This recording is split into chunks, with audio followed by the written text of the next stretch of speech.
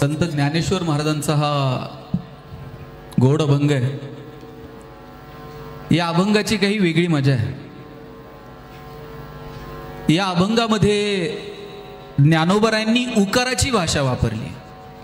ऋणू झुनू रे भ्रमरा, सांडी तो अवगुणू रे भ्रमरा.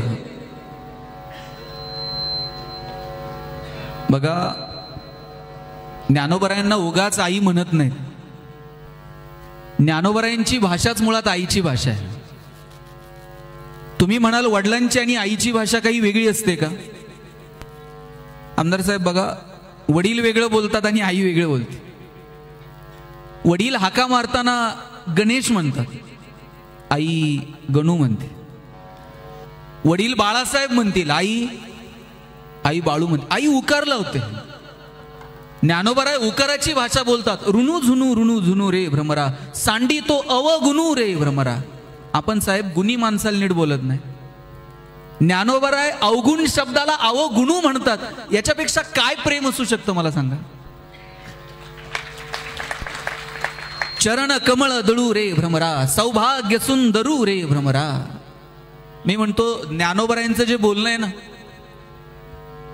त्या बोलण्यामध्ये जो गोडवा आहे, त्यातला किंचितसा जरी बोलण्यातला गोडवा आपल्या सगळ्यांच्या ठाई आला ना, आपल्या सगळ्यांचं जगणं सुंदर होऊन जाईल.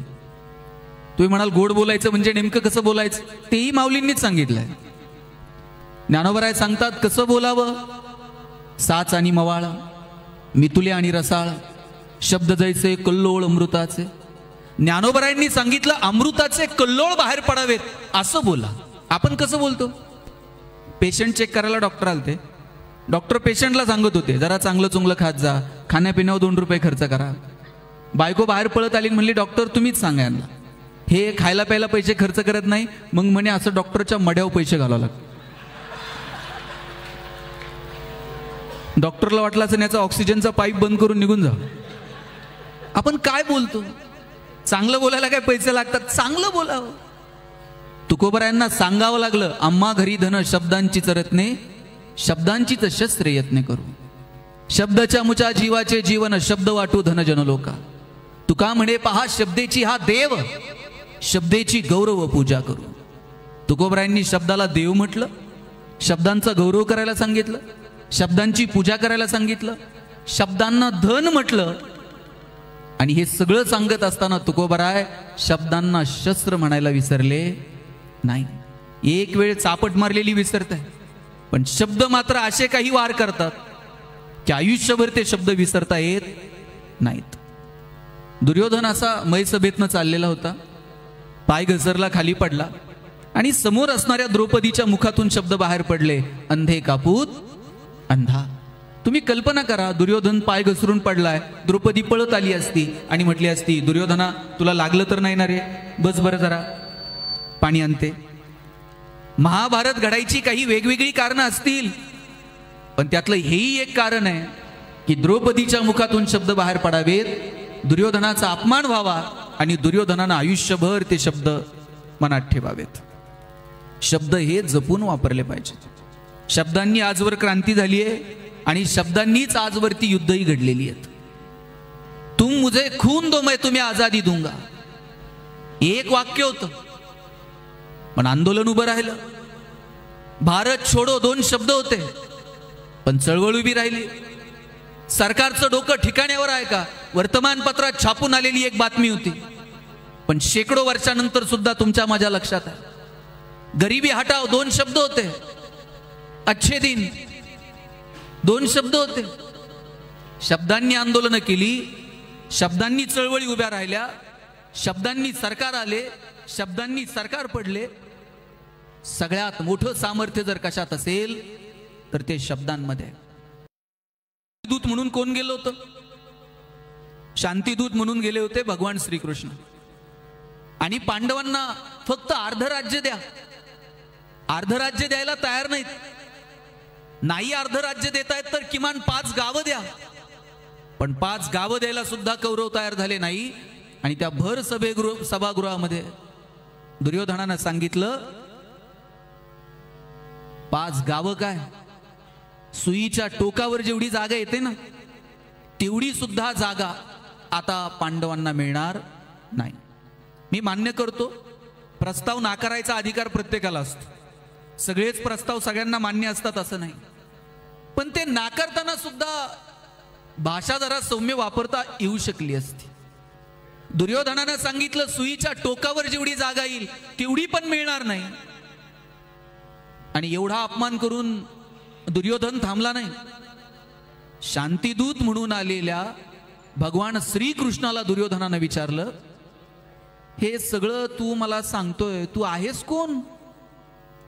तू एक गुराख्याचा पोरगा, तुझा जन्म झालाय तुरुंगात, आणि हे सगळं तत्वज्ञान तू मला सांगतोय? हे तत्वज्ञान जर सांगायचं असेल ना, तू ते तिकडे जाऊन अर्जुनाला सांग, तुझं प्रवचन ऐकायला मी काय अर्जुन नाही.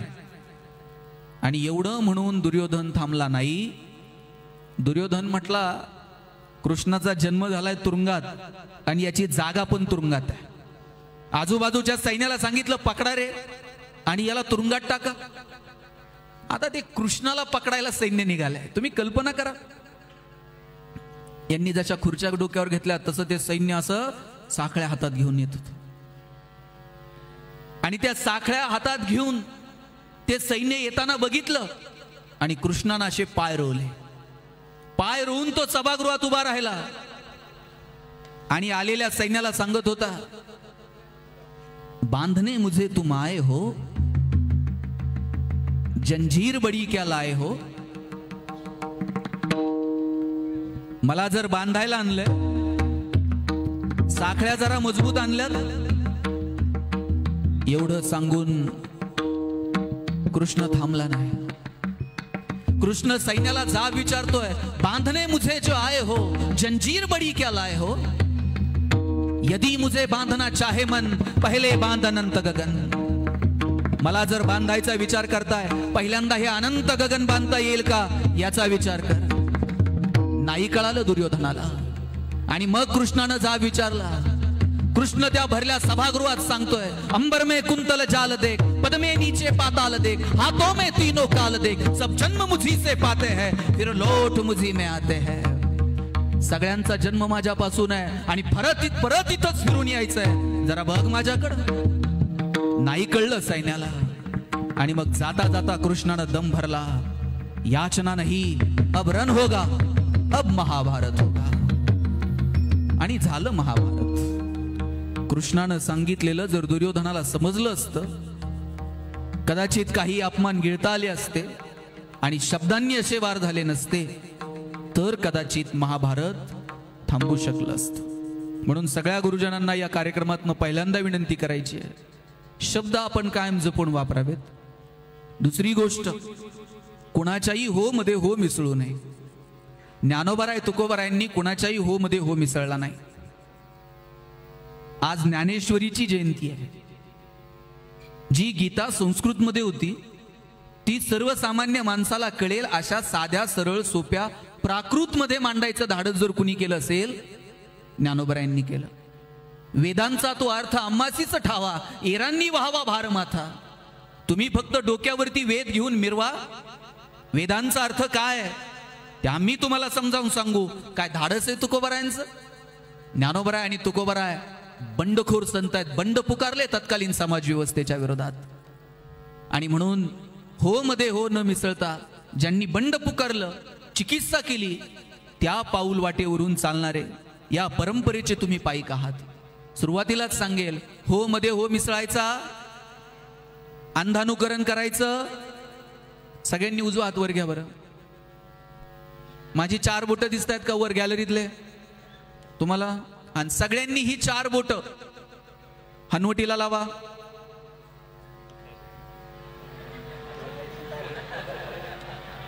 ताई, काय तुमच्याकडे लातूरला कपाळ म्हणतात का हनवटीला? मी काय सांगितलं होतं? हात घ्या खाली. काय सांगितलं होतं? हात कुठं लावायचा? तुम्ही कुठं लावला? का तुम्ही लावला म्हणून हे असंच चाललंय साहेब वर्ष. यानं सांगितलं हे करून बघ. मग अशी तुकाराम पाटील म्हणले मला डीएड ला जायचं होतं पण नंबर लागला नाही. कुणी सांगितलं होतं डीएड ला जायला? स्कोप होता डीएड ला. काय हवा होती डीएड वाल्यांची. डीएडला जर नंबर लागला आणि दोघं नवरा बायको जर जिल्हा परिषदला चिटकले, त्यांनी मागं वळून बघायचं आज डीएड कॉलेजेसची अवस्था काय. बहुतांशी डीएड कॉलेजेस आता बंद आहे. त्यानंतर इंजिनिअरिंग वाल्यांचा बूम आला. गावात एखादाच इंजिनियर असायचा साहेब. गावात जर पाहुणे आले आणि कुणी जर विचारलं इंजिनियर साहेब कुठे राहतात, सगळं गाव पाहुण्याला इंजिनियरच्या घरी नेऊन सोडत होत. आता तुम्ही गावात जाऊन विचारा इंजिनियर साहेब कुठे राहतात, ते म्हणते नाव सांग. प्रत्येक घरात 4 आहेत. आणि आफ्टर कोविड आता मेडिकलचा बूम आहे. प्रत्येक आई बापाला वाटतंय पोरगं मेडिकलला गेलं पाहिजे. आणि त्यातल्या त्यात लातूरला तर काय विचारायची नाही. भारतात नंबर लागला तर रशियात जाऊ द्या. मोठे गावकर सर कुठे आहेत? रामकृष्ण.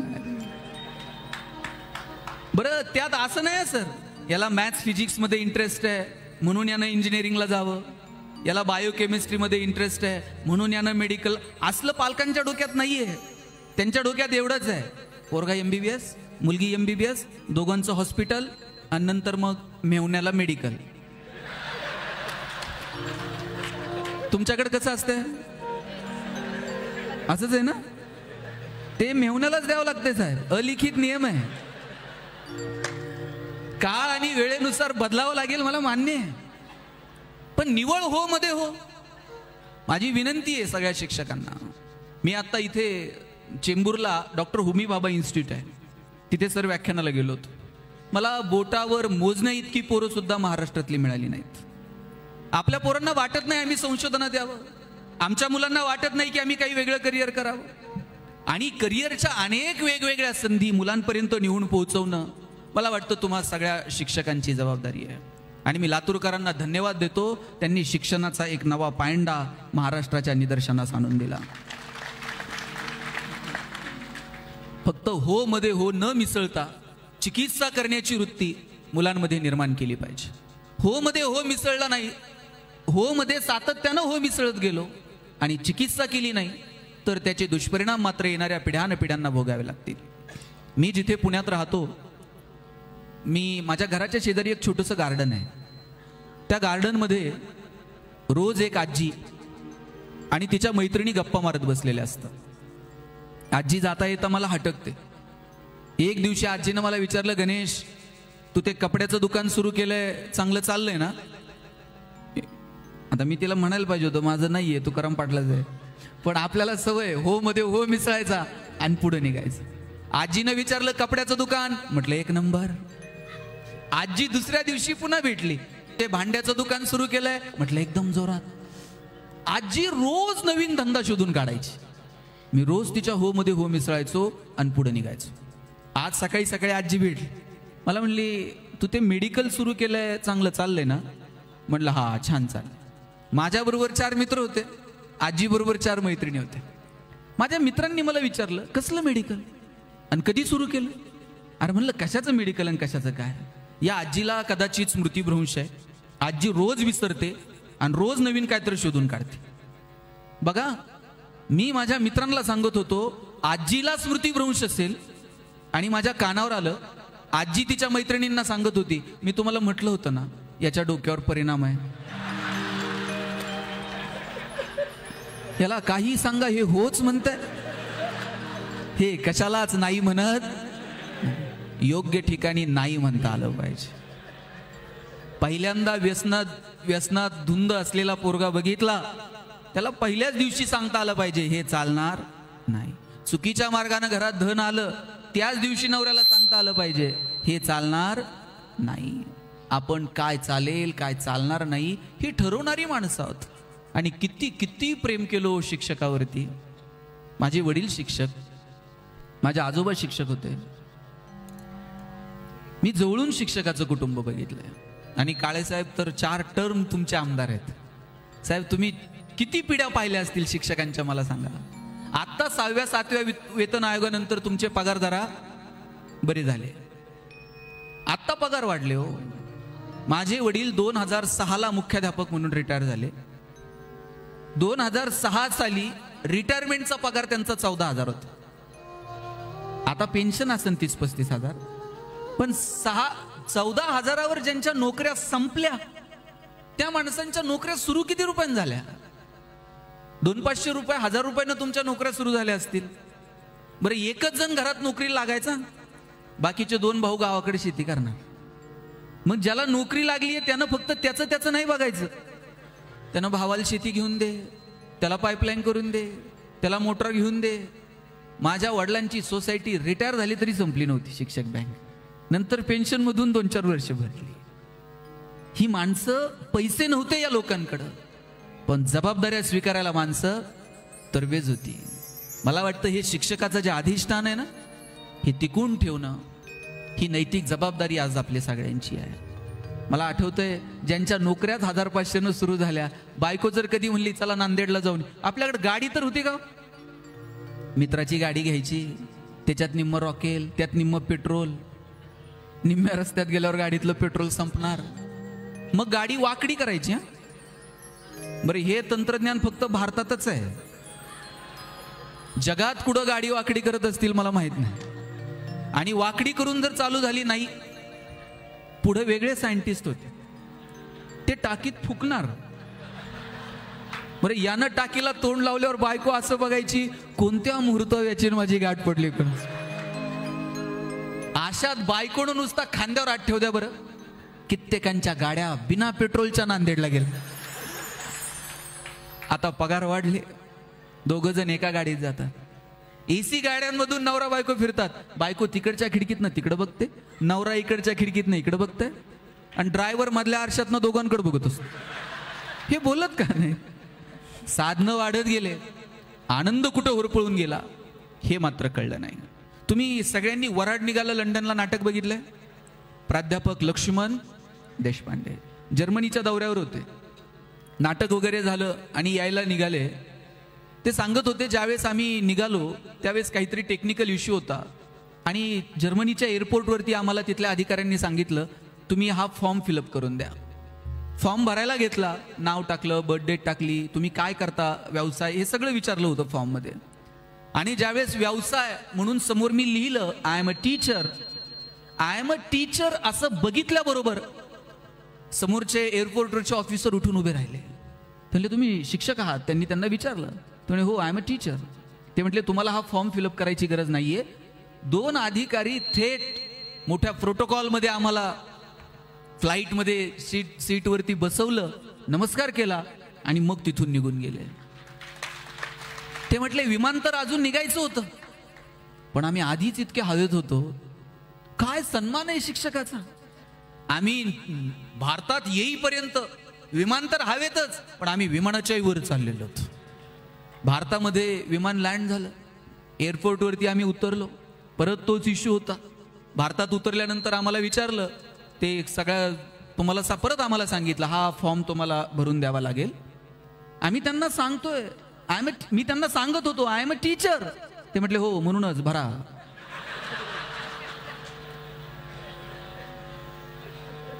ब्लॅक बोर्डचा ग्रीन बोर्ड झाला, व्हाईट बोर्ड झाला, आता स्मार्ट बोर्ड आलाय.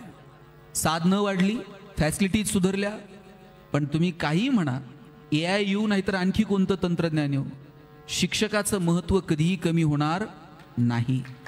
फक्त त्या अधिष्ठान टिकून ठेवणं ही जबाबदारी जर कुणाची असेल ना, तर आपल्या सगळ्या शिक्षकांची आहे. आणि म्हणून ती जबाबदारी टिकून ठेवण्यासाठी थोडंसं आध्यात्मिक अधिष्ठान आपल्याला असलं पाहिजे. का ज्ञानोबरायांचा हेवा वाटतो माहितीये? संस्कृतमध्ये होतं हे सगळं ज्ञान, नव्हतं उमगत सगळ्यांना.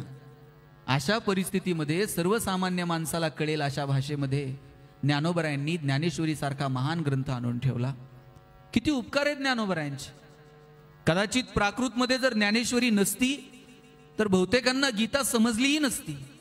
पण ज्ञानोबरायांनी हे धाडस दाखवलं. जे ज्ञानियांचे ज्ञानी आहेत, जे योगियांचे योगी आहेत. ज्ञानोबराय काय, तुकोबराय काय, सावता महाराज काय, चोखोबा महाराज काय, सोयराबाई महाराज काय, गाडगे बाबा काय, तुकडोजी बाबा काय, या सकल संतांचे आपल्यावरती प्रचंड उपकार आहेत.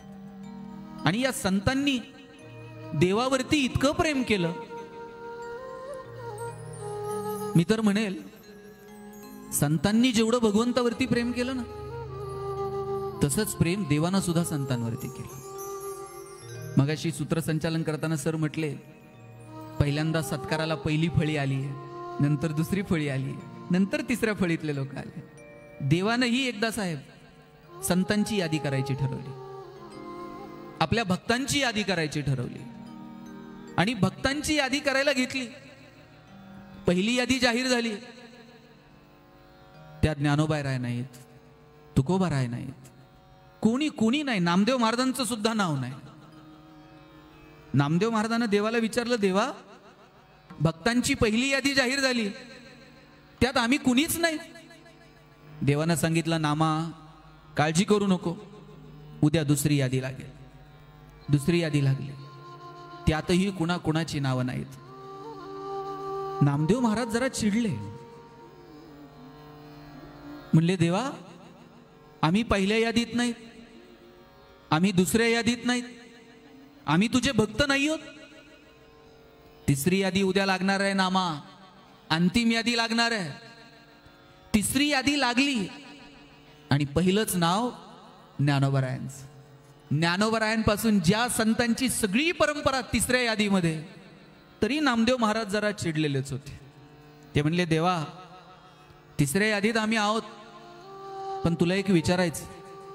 म्हणे, काय? देवा आम्ही एवढे लांब आहोत का रे?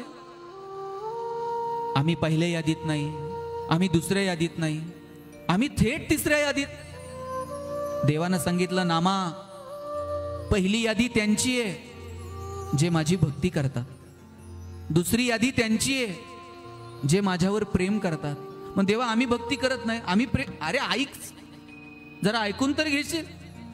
पहिली यादी त्यांची आहे जे माझी भक्ती करतात, दुसरी यादी त्यांची आहे जे माझ्यावर प्रेम करतात, आणि तिसरी यादी त्यांची आहे ज्यांची मी भक्ती करतो, ज्यांच्यावर मी प्रेम करतो. काय संतांचा अधिकार आहे हो? चोखोबा महाराजांनी सांगावं, आम्हाला तुझ्या उमऱ्यात यायचा अधिकार नाही, पण भक्तीचा असा मळा फुलू, पांडुरंगा तुला आमच्या दारात येऊन नाचावं लागेल.